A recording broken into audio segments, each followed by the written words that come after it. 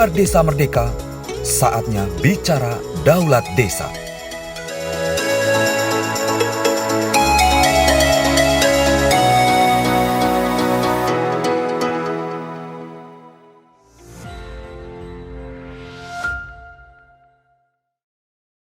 Kembali di Mimbar Desa Merdeka Spesial di Jambore Kepala Desa Abdesi Kabupaten Bogor. Kali ini kita akan berbincang dengan salah satu kepala desa yang menurut saya menarik ini karena punya cerita-cerita yang mungkin bisa menjadi inspirasi untuk kerabat desa di seluruh Indonesia. Sebelumnya kita akan perkenalkan dulu Kang Wawan, Ya. Kepala Desa Tari Kolot, karena takut salah saya harus mengejanya pelan-pelan karena bisa jadi jorok nanti tarik kolor gitu kan. Mengencangkan kolor. Oke, Tari Kolot. Nah, Desa Tari Kolot. Kapan mulai jadi kepala desa, Kang? Saya pertama jadi kepala desa tahun 2007. 2007, sekarang 2021. Berarti sudah 14 tahun. Berarti ini periode ketiga dong. Sempat terputus karena di periode kedua saya tidak nyalon lagi. Oh, Jadi satu oke. periode. Jadi satu periode, Tuh. kemudian nggak mencalonkan, baru kemudian setelah ada jeda satu periode jabatan kepala desa lain, masuk yang periode kedua. Periode kedua sekarang. Berarti ada peluang jadi periode yang ketiga. Kalau undang-undang membolehkan masih bisa. Oke, semoga undang-undang belum diganti, jadi Kang Wawan bisa masuk yang periode ketiga. Periode yang kedua mulai tahun berapa, Kang? 2019 akhir tahun. Oh, 2019. Oke. Ya, bulan Desember. Expo Tari Kolot Expo itu mulainya kapan? 2013. Ini kalau dilihat dari kaosnya ini kan yang kedua. Yang kedua, yang pertama kita selenggarakan tahun 2013. Jadi di penghujung masa jabatan saya dulu, saya habis bulan Maret, bulan Februari kita adakan Tari Kolot Expo 2013. Sukses. Sukses alhamdulillah. Kenapa sukses Expo malah tidak mencalonkan lagi? Karena ada kesibukan lain. Oh gitu, ada pilihan lain yang lebih menarik. Betul. Oke, kita ngobrol tentang Tari Kolot. Posisi hari ini sebagai desa Desa mandiri. mandiri. Mandiri. Dari tahun berapa? Dari tahun 2020. 2020. Iya. Berarti sudah periode yang kedua jadi kepala desa. Dari berkembang atau dari Awalnya dulu pas saya apa jadi sudah kepala desa maju? itu masih tertinggal sebetulnya. Desa tertinggal awalnya. tertinggal? Ya. Kemudian jeda, Ya. sampean masuk udah jadi desa. Desa mandiri. Oh, berarti pas Kang Wawan masuk yang kedua sudah mandiri atau belum? Sudah 2019. Jadi ini juga capaian kepala desa sebelum saya juga. Oh, artinya Kang Wawan jujur mengakui bahwa menjadi desa mandiri itu dari kepala desa yang sempat di jeda waktu itu ya. Betul. Oke, luar biasa. Ini kita butuh orang-orang yang berani mengakui bahwa pendahulunya memang ada prestasi karena betul. karena banyak juga ini teman-teman yang ketika menjabat kemudian mengenolkan atau menganggap yang sebelumnya tidak melakukan apapun. Ini Kang Wawan berani melakukan itu, menarik juga ini, Kang. Ya memang kenyataannya seperti itu. Artinya kita juga mengapresiasi capaian-capaian kepala desa sebelumnya. Gitu. Yang bagus kita lanjutkan, yang kurang kita perbaiki, kan begitu. Oke, sebelum kita masuk ke Expo, saya dengar cerita tentang Kang Wawan ini membuat nama jalan mustahil atau membuat satu gebrakan membuat jalan baru dari tanah yang bukan tanah desa. Kemudian partisipasi warga menghibahkan tanahnya, bahkan mungkin kehilangan terasnya atau mungkin kehilangan sebagian rumahnya dan seterusnya. Boleh dibagi ceritakan? Jadi kebetulan di tahun 2021 kemarin itu peluncuran perdana program Samisade. Samisade, 1 miliar satu desa itu bantuan dari pemerintah daerah, dari APBD. Jadi di Kabupaten Bogor itu di samping secara umum se-Indonesia dapat dana desa yang anggarannya kisaran kurang lebih 1 miliar. Kalau di Kabupaten Bogor ada spesial, ada program kabupaten memberikan anggaran untuk pembangunan itu 1 miliar satu desa, namanya Samisade. Infrastruktur Infrastruktur. dialokasikan tidak dalam bentuk uang tapi dialokasikan dalam infrastruktur. Betul. Oke, lanjut. Nah kebetulan kita punya kebutuhan di wilayah itu yang terutama akses. Banyak di pemukiman-pemukiman di wilayah agak dalam itu yang mayoritas di desa Tariklot itu adalah desa sentra industri kerajinan logam. Nah mereka kesulitan untuk akses mobilisasi bahan baku maupun barang jadi, barang hasil produksi. Sehingga saya punya ide untuk memanfaatkan dana Samisade ini untuk membuka jalan baru yang bisa menembus, mendekati langsung ke wilayah pemukiman. Artinya ke pemukiman sentra industri. Betul. Oke, lanjut. Kemudian juga banyak keluhan tentang pelayanan kesehatan. Karena ambulan tidak bisa menjangkau lebih dekat kepada masyarakat. Nah, akhirnya saya lontarkanlah untuk membangun jalan dengan menggunakan anggaran Samisade ini, dan kemudian banyak pihak yang merasa pesimis, baik dari masyarakat, lembaga desa, termasuk dari pihak kecamatan dan PUPR yang mendampingi, meragukan, bahkan berkali-kali bertanya, yakin ini Pak Kades mau bangun jalan di sini? Ini program ini jadi program kampanye atau sudah menjabat kemudian baru ada ide program? Kebetulan juga memang di kampanye saya sudah lontarkan bahwa Oke. kampanye kepada desa ya. Artinya ini salah satu dari menyelesaikan janji kampanye Betul. juga. Oke, lanjut. Jadi ya kami para kepala desa yang kebetulan memang punya janji kampanye terbantu juga dengan dana ini, dengan Samisade ini gitu. Kita bisa merealisasikan apa yang menjadi visi misi kepala desa. Dan salah satunya adalah pelebaran jalan roda 2 menjadi roda 4. Dan ini alhamdulillah berhasil. Walaupun memang banyak yang tidak percaya tadi. Kenapa mustahil? Tadi pertama, lahannya itu yang akan dibuka itu milik perusahaan swasta. Yang kedua, jalan lingkungan pemukiman itu hanya 1 meter atau 1,20 m, bahkan ada yang 80 cm. Artinya memang konstruksi existing waktu itu, walaupun itu kawasan sentra industri logam, tetapi memang jalannya memang hanya layak untuk sepeda motor. Betul. Oke. Itu jadi banyak yang tidak percaya, termasuk tadi pihak dari kecamatan, dari PUPR. Tapi saya tetap yakin bahwa kita bisa melaksanakan itu.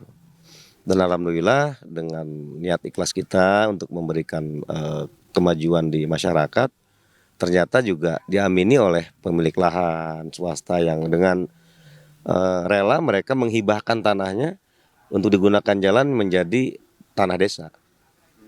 Itu kemudian juga warga masyarakat rela juga tadi membongkar pagarnya, membongkar ruang tamunya, dapurnya, rumah kontrakannya untuk pelebaran jalan yang tadinya roda 2 menjadi roda 4. Dan yang paling sulit juga lokasi yang milik swasta itu, milik salah satu PT yaitu PT Riki Putra Global Indo, perusahaan garmen, itu existingnya rawa-rawa, kebun, sehingga memang kalau dilihat dari kebutuhan anggaran tidak akan cukup 1 miliar. Namun alhamdulillah dengan semangat yang tinggi dan kekompakan dari semua pihak, semua bisa terrealisasi.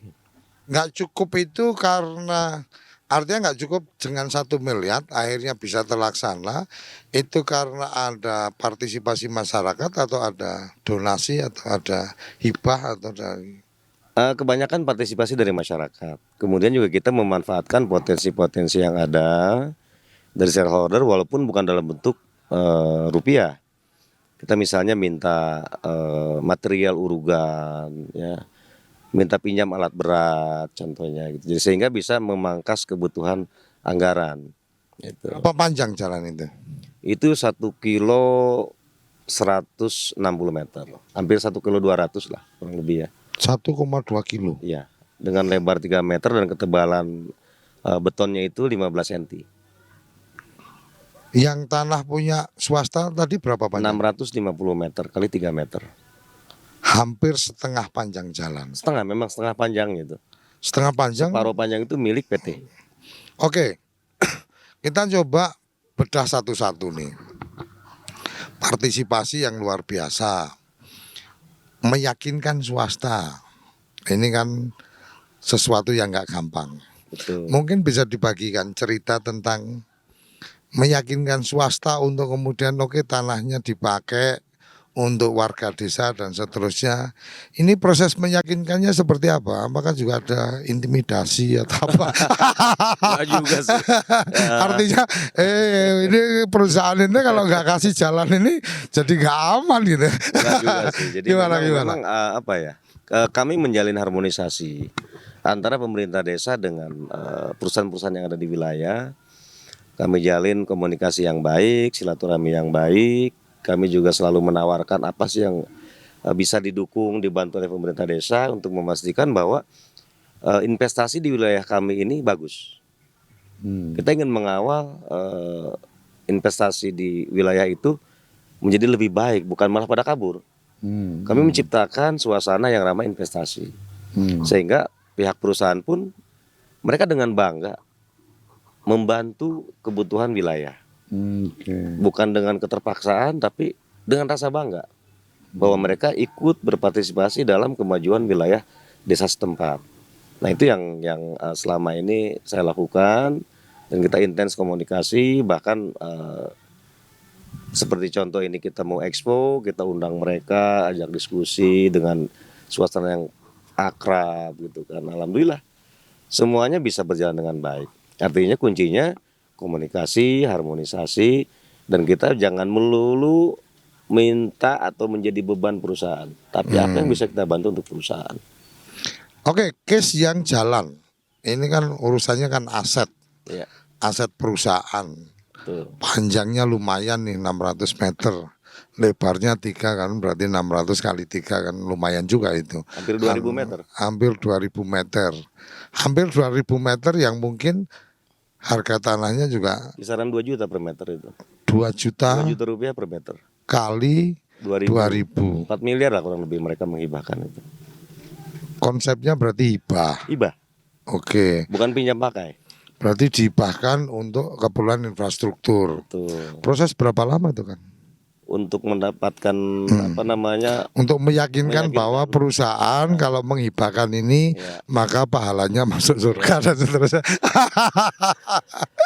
Alhamdulillah kalau saya hitung waktu gitu ya, dari pertama saya datang sampai ke pulang itu hanya membutuhkan waktu 30 menit.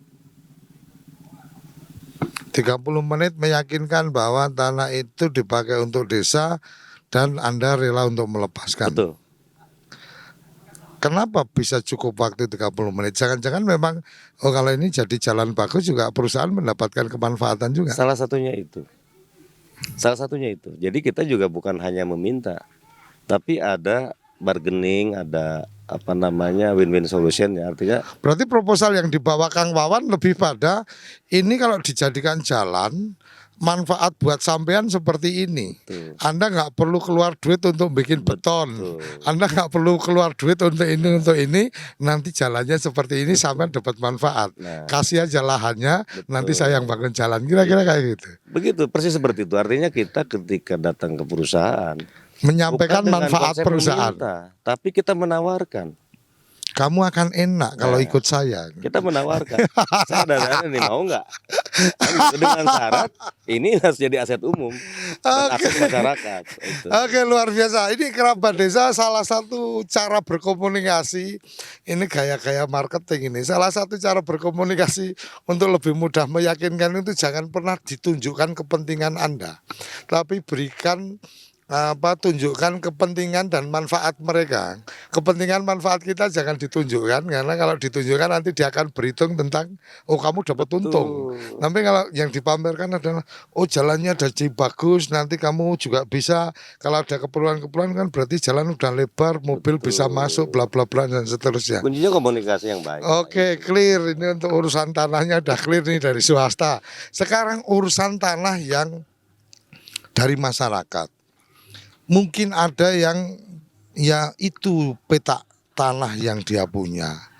terpotong setengah meter atau 1 meter dari lebar mukanya, mungkin ada yang terpotong di bagian belakangnya dan seterusnya. Strategi atau tips apa yang Kang Wawan lakukan? Pada prinsipnya hampir sama sih, hampir sama. Artinya kita bukan memaksakan kehendak kita. Kita bukan memaksakan kehendak pada masyarakat. Tapi kita mengajak masyarakat berpikir tentang kebutuhan. Kadang-kadang masyarakat itu tidak sadar kalau mereka butuh pembangunan, butuh akses yang baik. Nah ini yang mereka belum sadari. Ketika kita coba pendekatan kepada masyarakat, ini ada duit loh. Ada duit 1 miliar nih. Buat bantu memecahkan kesulitan kita. Kalau kalian tidak mau, akan saya lempar ke wilayah lain. Nah ide saya ini kalian punya kebutuhan. Ini bahasanya sedikit intimidasi nih, nakut-nakutin. Bukan nakut-nakutin. Kamu kalau kamu nggak ini saya sepakat, kasih ke yang lain. ini duitnya nggak masuk ke tempat kita ini. Masuk ke tempat lain. Oke. Artinya kesempatan nggak mungkin belum tentu datang 2 kali kan begitu. Oke. Ini ada kesempatannya ada. Tinggal ada kemauan nggak. Nah, ada pertanyaan, ada ganti rugi nggak Pak? Saya bilang nggak ada ganti rugi. Yang ada kalian untung. Kok bisa untung Pak? Kan tanah saya kena. Gimana nggak untung tanah kalian misalnya? Bapak A punya tanah 100 meter. Atau ada rumahnya atau tidak gitu kan. Kemudian terpotong setengah meter kali 6 meter, hanya 3 meter persegi. Kalau dihitung secara nilai mungkin kalau pasaran 1 juta cuma 3 juta. Namun ketika jalan ini sudah jadi akses kendaraan roda 4, nilai aset dia yang tinggal 94 meter yang tadinya 1 juta menjadi 2 juta. Artinya Kang Wawan menyampaikan ke mereka, ketika kamu mungkin kehilangan setengah meter kali lebar 8 meter umpamanya. Hari ini tanah kamu itu harganya cuma 500.000. Iya. Kalau depan ini jadi jalan yang lebar, Betul. mungkin selesai jalan itu terbangun, dari 500.000 udah langsung jadi 2 juta per meter. Betul seperti itu. Artinya membuka wawasan bahwa yang kamu keluarkan itu tidak sebanding dengan manfaat yang akan kamu dapat. Betul. Ketika mereka paham tentang itu, nggak ada kesulitan. Ini yang rasional. Betul. Yang nggak rasional mungkin juga pakai fatwa-fatwa gitu. Oh kan. iyalah, sudah pasti itu kan kita juga pendekatan secara religiusnya. Ini kan jariahnya gitu. selama jalan dipakai, Betul. pahalanya mengalir nggak habis-habis. Selama kampung ini belum runtuh karena ada kejadian luar biasa, maka pahalanya masih mengalir. Bahkan kita juga minta bantuan pihak-pihak Hebat lain. ya, ternyata Kades itu memang hebat ya. Mencari cerita-ceritanya bisa banyak koleksi yang disampaikan. Betul. Oke, kemudian ini kan apa ya? Ini saya melihatnya menjadi satu seni ya.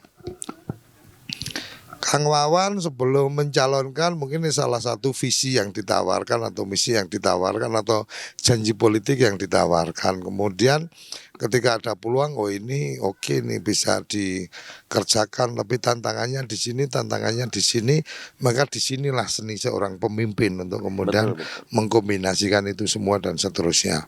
Nah, sekarang nih Kang, ketika kemudian tadi jalan bisa terselesaikan dan seterusnya.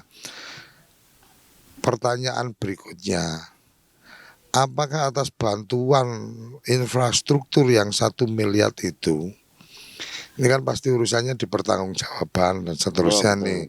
Birokrasi kan pasti harus ada pertanggungjawaban dan seterusnya. Yang terjadi seperti apa ini Kang? Apakah kemudian tidak melihat ini sebagai ruang untuk jadi peluang bisnis untuk para pendukung sehingga menjadi pihak ketiga mengerjakan dan seterusnya, sehingga kemudian ini real duitnya teralokasi dengan maksimal, atau ada cerita-cerita apa di situ? Ya pastilah yang namanya ada pro kontra pasti, walaupun latar belakangnya beda-beda gitu kan. Ada juga hanya iseng-iseng melontarkan kalimat, hanya sekedar komentar. Ada juga memang mungkin ada unsur politik gitu kan. Namun ya semuanya terjawab. Semuanya terjawab ketika pemeriksaan dari inspektorat. gitu. Karena semua proses itu kita laksanakan dengan sebaik-baiknya sesuai dengan aturan. Itu sampai dikoordinir oleh lembaga yang ditunjuk oleh PUPR misalnya. Itu dikoordinir kualitas beton dan ketebalannya kita ada hasil koordinirnya. Ini jalannya jalan beton ya? Beton. Gitu. Dan kemudian hasil perhitungan dari inspektorat ternyata mereka menghitung bangunan beton jalan ini nilainya malah 1,5 dari 1 miliar dari yang 1 miliar, dialokasikan. betul. Oke. Menurut mereka perhitungannya 1,5 miliar gitu kan. Hmm. Padahal itu pun harus dipotong pajak, 1 miliar itu nggak bersih kan. Potong pajak, potong biaya TPK dan lain sebagainya gitu. Sehingga bersihnya hanya 80% sebetulnya.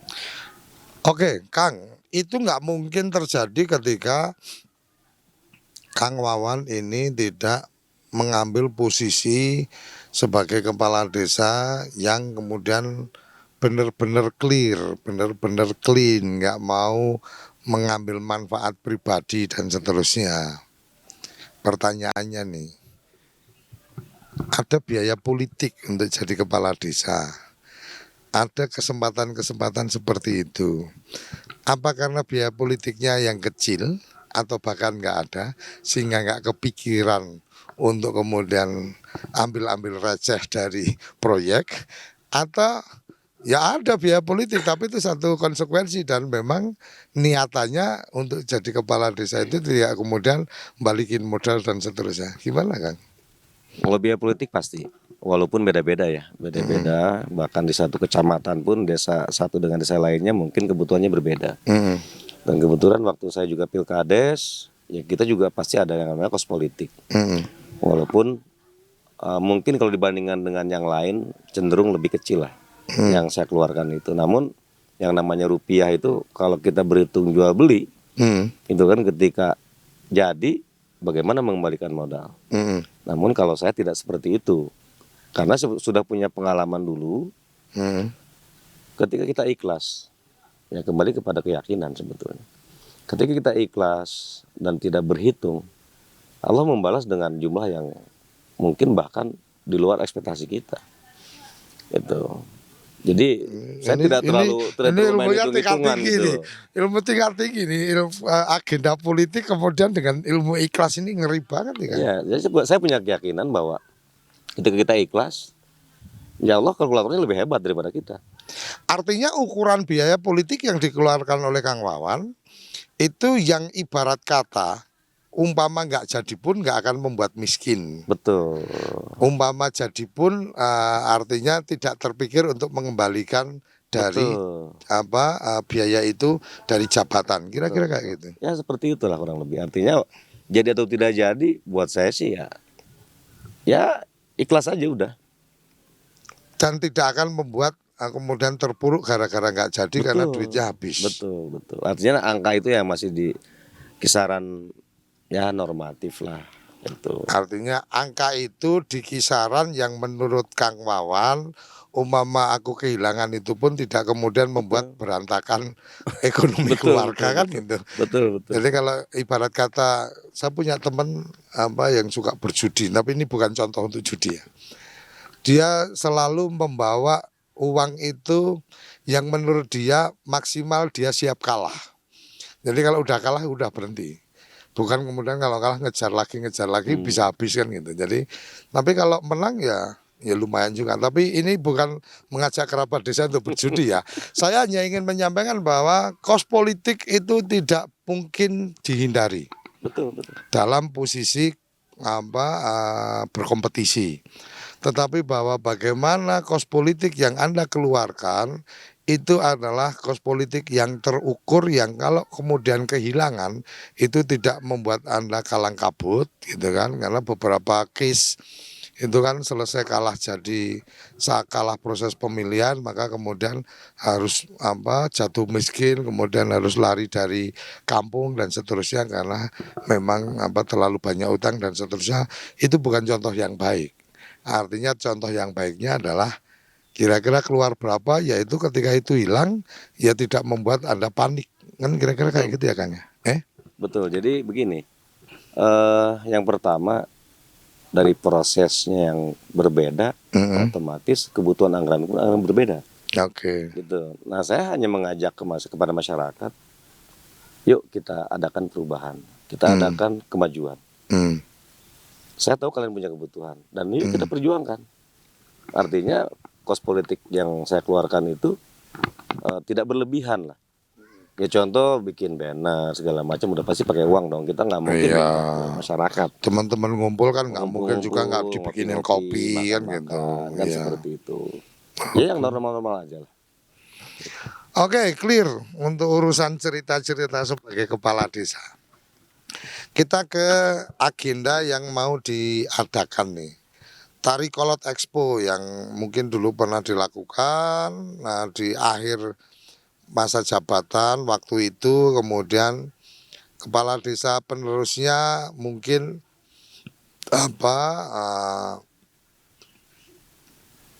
tidak dapat momennya untuk kemudian melanjutkan. Kemudian walaupun prestasinya yang tadi Kang Wan juga sudah sampaikan mampu membawa kepada desa mandiri dan seterusnya.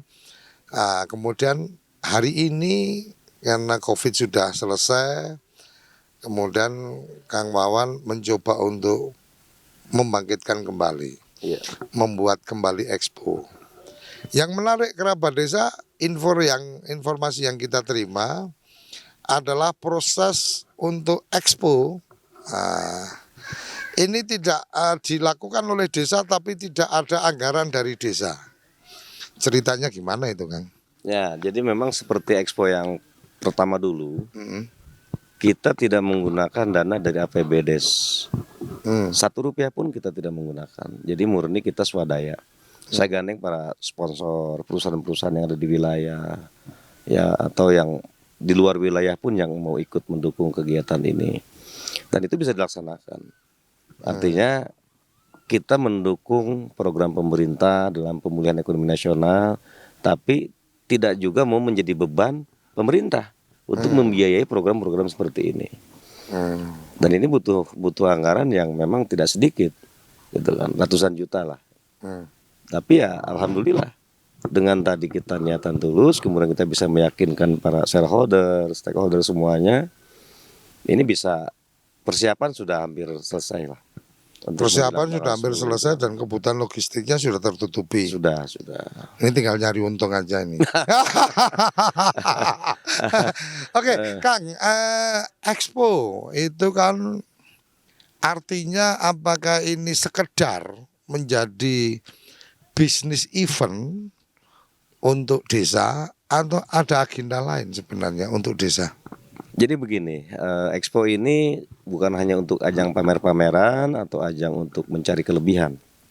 Jadi memang kita punya harapan bahwa dengan diselenggarakannya expo ini itu bisa ada peningkatan secara umum kemajuan di masyarakat, baik secara ekonomi, ya kemudian kebiasaan, kemudian juga menyesuaikan dengan perkembangan zaman, dengan digitalisasi, dengan sekarang dunia berbasis online segala macam. Ini bagaimana masyarakat merubah kebiasaan dari kebiasaan lama ini menjadi kebiasaan yang menyesuaikan dengan kebutuhan zaman, sehingga nggak tertinggal gitu. Jadi kita berharap bukan hanya sukses penyelenggaraan selama 8 hari tadi, tapi efek setelah 8 hari tadi ini efek yang jangka panjang. Bagaimana merubah mindset masyarakat, bagaimana merubah mindset shareholder maupun stakeholder terhadap potensi yang ada di wilayah desa Tarikolot. Ini kita ada upgrading lah, ingin ada peningkatan khususnya kebiasaan itu di masyarakat. Dari mulai transaksi akan dilakukan di expo ini juga kita berbasis pakai QRIS gitu kan. Ada beberapa yang siap mendukung untuk program tersebut. Kemudian juga tadi seandainya pun kita ada kelebihan, memang kita saat ini menggandeng PPDI, Perkumpulan Penyandang Disabilitas Indonesia. Jadi di expo itu sendiri kita memberikan Disabilitas ya, bantuan karena PPD kalau di urusannya kepala desa kadang juga jadi Persatuan Perangkat Desa. Ya, kan? ini beda. Memang singkatannya sama, kepanjangannya beda. Gitu. Oke. Lanjut. Gitu. Jadi kita juga di expo ini akan menampilkan para difabel ini yang sudah memiliki usaha maupun yang kita berikan bantuan dalam bentuk usaha. Dari desa Tarikolot. Ya, dari event ini. Kembali lagi bukan dari pemerintah desa. Enggak, maksudnya yang akan Oh, difabelnya. ditampilkan difabel itu dari warga Tarikolot sendiri atau sekitar?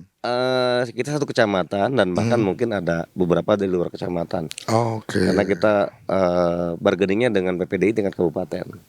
Oh, Dan artinya mereka ini juga menjadi momentum untuk mengekspos tentang kepedulian Betul. terhadap kaum difabel. Betul. Dan jangan hanya selalu memandang difabel ini sebagai orang yang butuh sumbangan untuk makan.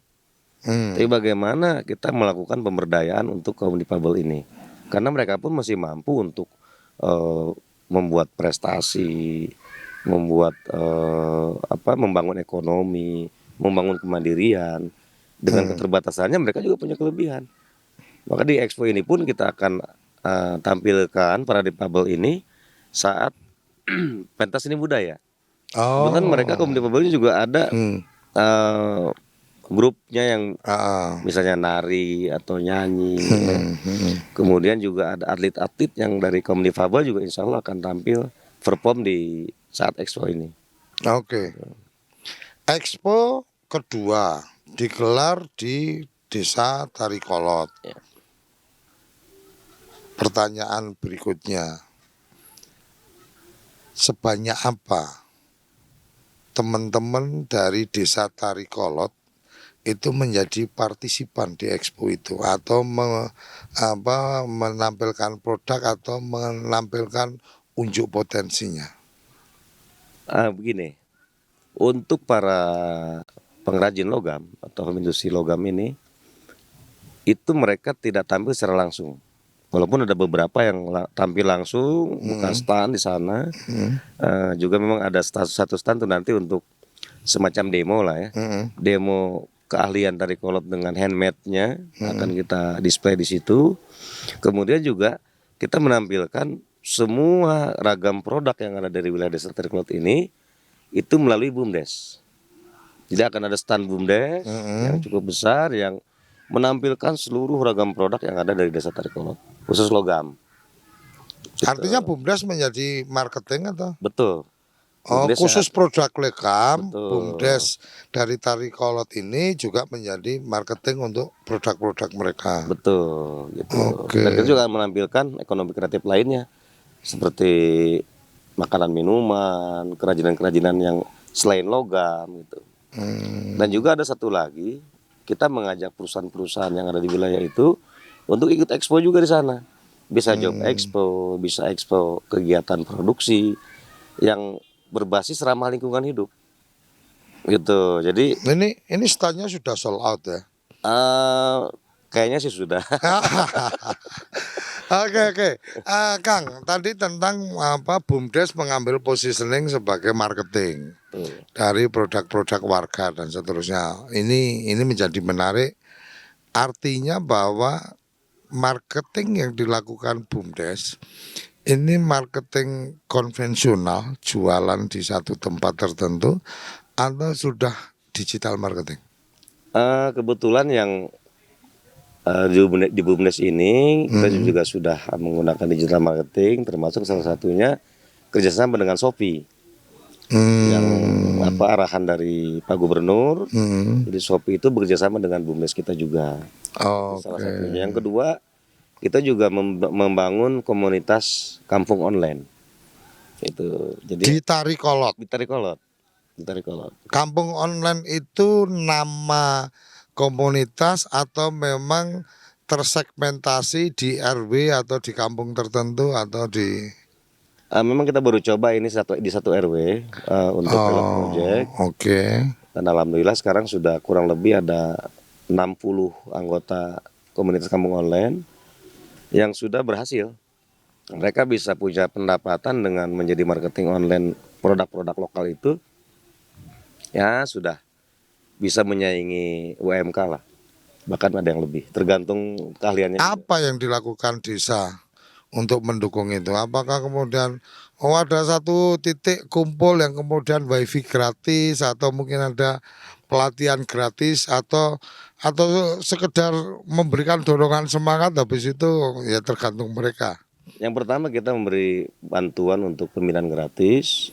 Oke. Yang kedua kita siapkan juga WiFi gratisnya. Berarti di Tempat kumpul mereka tuh di kampung di itu, kampung. di RW itu Betul. berarti ada satu titik spot untuk mereka bisa mengakses WiFi gratis. Juga Oke. supaya mereka tuh tidak jauh dari para produsen pengrajin.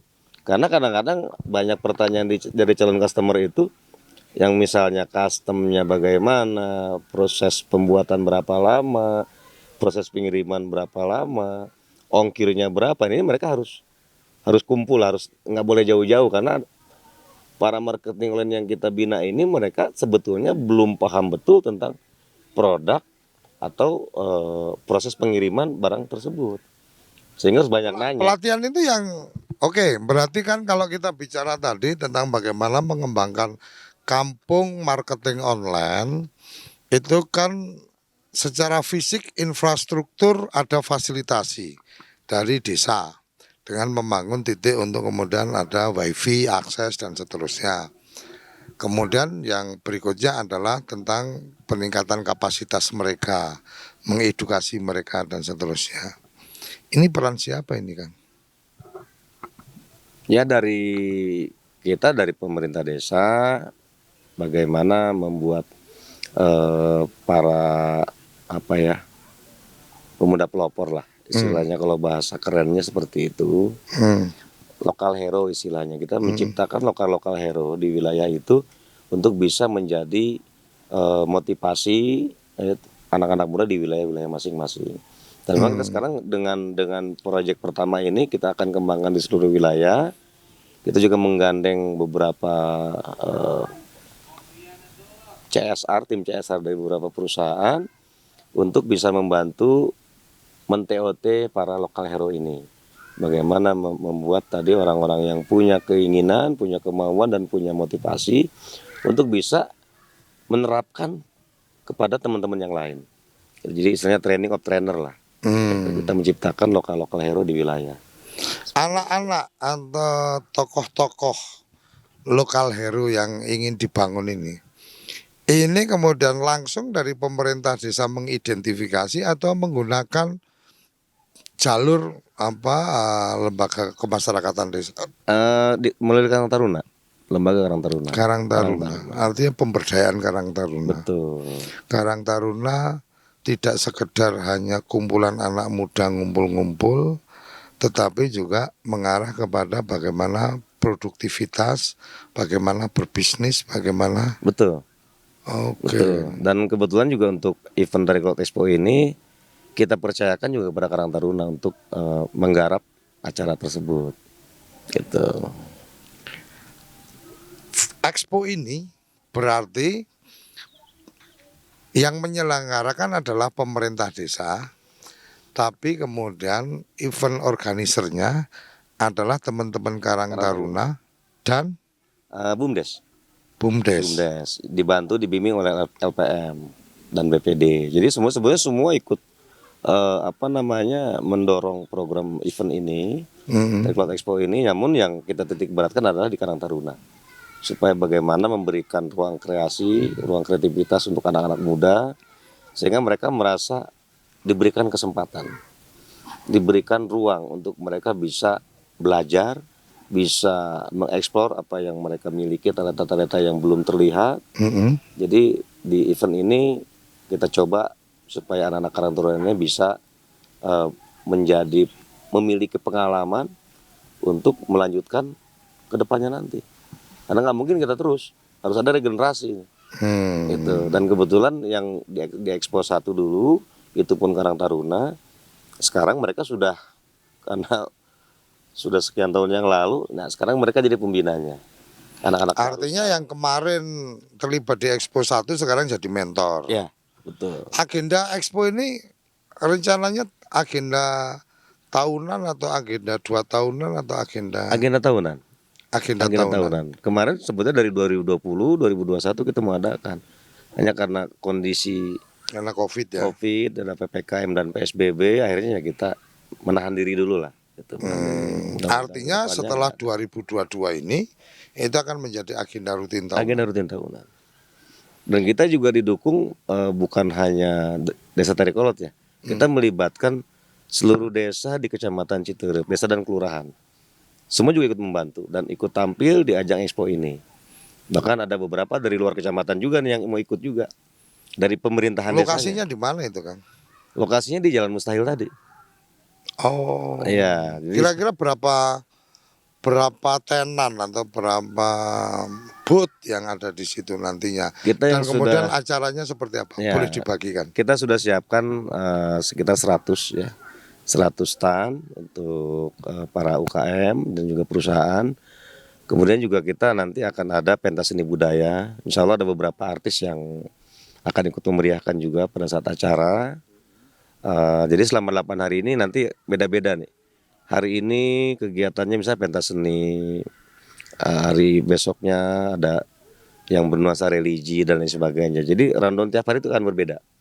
Kita akan ada kejutan-kejutan di tiap harinya gitu. Juga ada door-prize nanti yang hasil bantuan juga dari beberapa perusahaan gitu.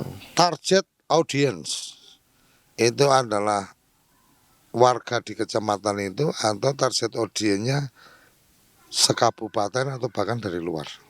Sekabupaten bahkan dari luar.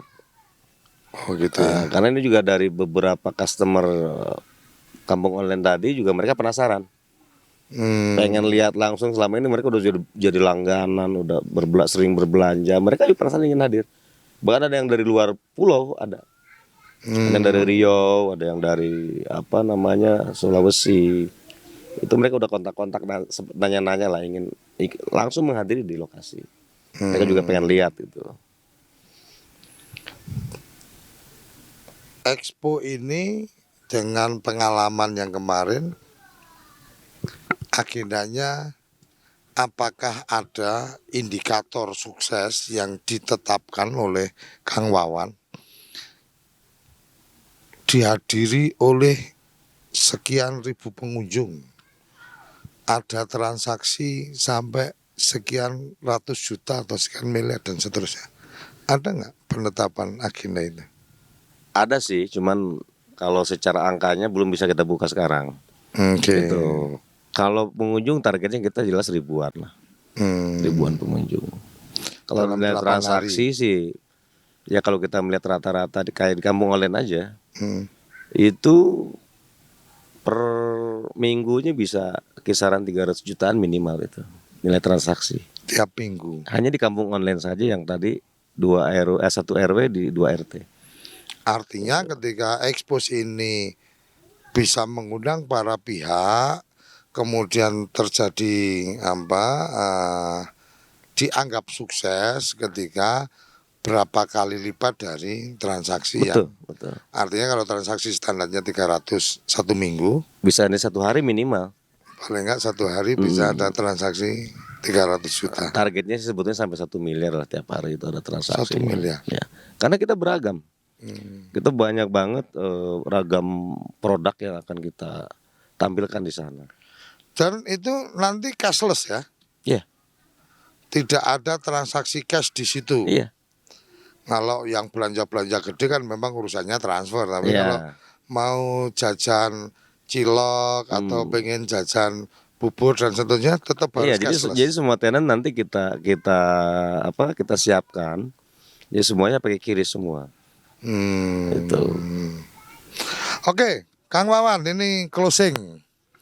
Silakan Kang Wawan sampaikan ke kerabat desa yang menyaksikan acara ini, boleh menjadi promosi untuk Expo Tarikolot 2 dan seterusnya. Kenapa Anda perlu datang ke Tarikolot 2 Expo Tarikolot 2 dan seterusnya, kemudian apa hebatnya Tarikolot sehingga kerabat desa perlu datang di Expo itu. Silakan Kang.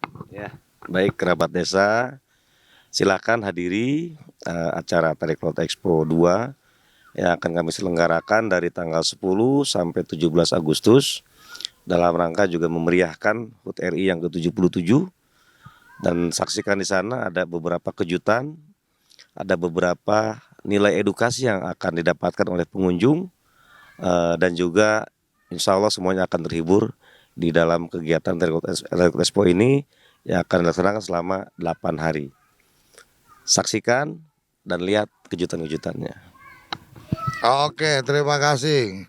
Ini bentuk dari keyakinan Kang Wawan bahwa yang ditawarkan adalah datang dan saksikan expo, tidak jualan booth karena boothnya sudah sold out. Jadi kerabat desa kalau kemudian besok datang di Agustus kemudian melihat ini menjadi sesuatu menarik, ya jangan lupa segera sampaikan bahwa kalau tahun depan ada expo tolong saya dikabari karena mau buka booth di Tarikolot. Kira-kira kayak gitu ya Kang Wawan ya. Siap. Oke, terima kasih Kang Wawan untuk waktunya. Kerabat desa, kita sampai di sini ngobrol dengan Kang Wawan Tarikolot yang tadi sudah menceritakan tentang bagaimana proses politik, biaya politik, dan kemudian benar-benar mampu menghasilkan satu kepemimpinan atau mampu menghasilkan satu program-program pembangunan yang saya yakin ini bersih dari urusan korupsi dan seterusnya, karena memang secara prosesnya dilakukan dengan cara yang benar, kira-kira seperti itu. Yang kedua adalah kita tadi sudah mendapatkan informasi tentang akan ada expo yang kedua Tarikolot itu di Jalan Mustahil. Ini ngeri juga ini, di Jalan Mustahil akan ada expo Tarikolot. Kemudian yang kedua ini kemudian acara rencana diselenggarakan dari tanggal 10 sampai tanggal 17 dalam rangka juga memeriahkan kemerdekaan Indonesia ke-77. Kira-kira itu yang kita bisa obrolkan di Mimbar Desa spesial dari Jambore Kepala Desa Kabupaten Bogor. Sampai jumpa di obrolan dengan tamu yang lainnya. Salam bahagia kerabat desa Indonesia. Salam Mimbar Desa Merdeka. Saatnya bicara daulat desa. Salam Desaisme.